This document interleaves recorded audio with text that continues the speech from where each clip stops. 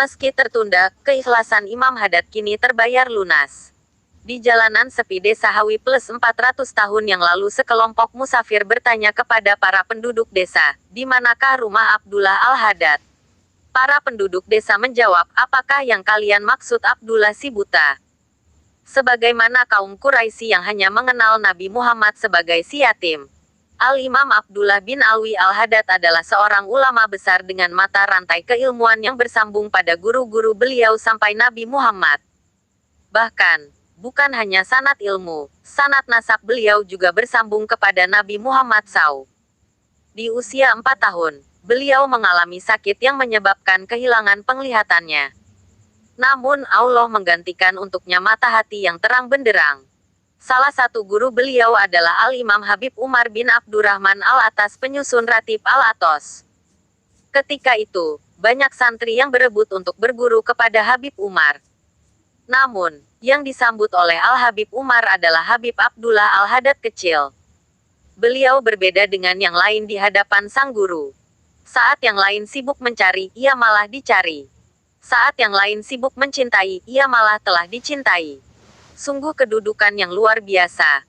Hasil tidak pernah mengkhianati usaha. Beliau mendapatkan kemuliaan ini tidak dengan cuma-cuma, melainkan dengan mujahadah yang sangat berat. Diceritakan, di awal mencari ilmu, setelah salat subuh, beliau bertadarus Al-Quran. Kemudian, berkelilinglah ia ke masjid-masjid kota Tarim untuk melakukan salat sunnah sampai sekitar 200 rakaat. Tak lupa, beliau juga mengisi bak-bak air di kamar mandi masjid supaya orang yang akan berwudhu tidak perlu mengambil air lagi dari sumur.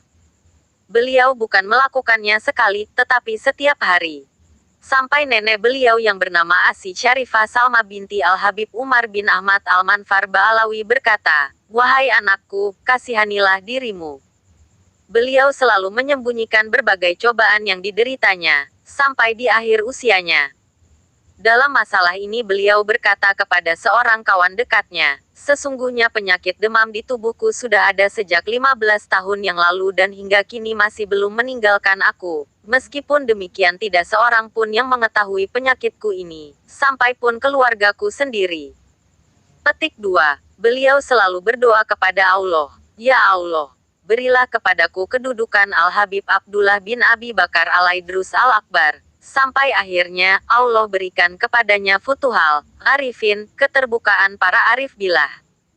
Saat sudah menjadi seorang ulama, beliau tidak memiliki banyak murid seperti yang lainnya. Beliau juga tak begitu dikenal di masanya. Tetapi, berkat keikhlasan dan kesungguhannya kepada Allah, tersebarlah nama dan ilmu beliau melalui 2 orang murid terbaiknya, Al-Habib Ahmad bin Zain, pengarang kitab Risalatul Jamiyah, Syarah Ainiyah, dan Al-Habib Muhammad bin Abdurrahman Al-Jufri. Tidak ada wali Allah yang meninggalkan dunia tanpa mewariskan sesuatu yang bermanfaat bagi umat. Begitu pula Imam Abdullah bin Alwi Al-Haddad yang telah meninggalkan sebuah senjata dan perisai ampuh untuk melawan gangguan jin dan manusia yang diberi nama Asteris Ratibul Haddad, Wiridul Latif Hizib Nasr Asteris. Kini, siapa yang tak rindu bersimpuh menziarahi makamnya? Kini, siapa yang tak mengenal namanya? Kitab-kitab beliau menyebar seantero negeri menemani hari-hari para santri. Mutiara hikmah beliau menghapus kegersangan hati penduduk bumi. Silsilah kitabnya dijadikan manhaj talim universitas seluruh negeri. Diwannya pun menjadi rujukan setiap orang yang entah tak tahu kemana harus melangkah.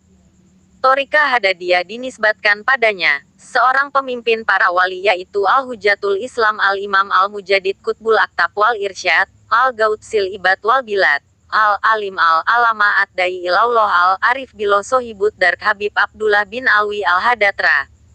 Imam Haddatra menjadi pemimpin para wali Al-Qut Al-Aktab Al-Gauts, lebih dari 60 tahun. Beliau menerima libas atau pakaian kewalian dari Al-Arif Billah Al-Habib Muhammad bin Alawi, Sahib Makkah. Beliau menerima libas tersebut tepat ketika Al-Habib Muhammad bin Alawi wafat di kota Makkah pada tahun 1070-ha.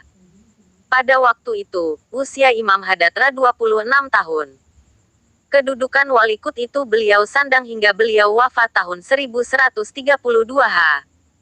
Imam Haddad berguru dan memperoleh mandat ijazah tarikah dari Sayyid Muhammad bin Alwi Makkah dari Imam Abdullah bin Ali dari Sayyid Abdullah Al-Idrus dari Sayyid Umar bin Abdullah Al-Idrus dari ayahnya Abdullah Al-Idrus dari ayahnya Alwi dan Alwi dari saudaranya Abu Bakar Al-Idrus dari ayahnya Al-Idrus Al-Kabir dari Syekh Ali dari putranya Syekh Abi Bakar As-Sakran dan juga dari pamannya yaitu Syekh Umar Al-Muhdar dari ayah mereka Imam Abdurrahman As-Segaf dari ayahnya Syekh Maula Ad-Dawilah dari ayahnya Syekh Ali dan pamannya Syekh Abdullah bin Syekh Alawi dari ayahnya Syekh Al-Faqih Al-Muqaddam dari ayahnya Syekh Alawi bin Al-Faqih dari kakeknya dan terus ke Sayyidina Ali bin Abi Thalib. Gaya Al-Qadsyat wa Al-Murad, Juz 1, halaman 219.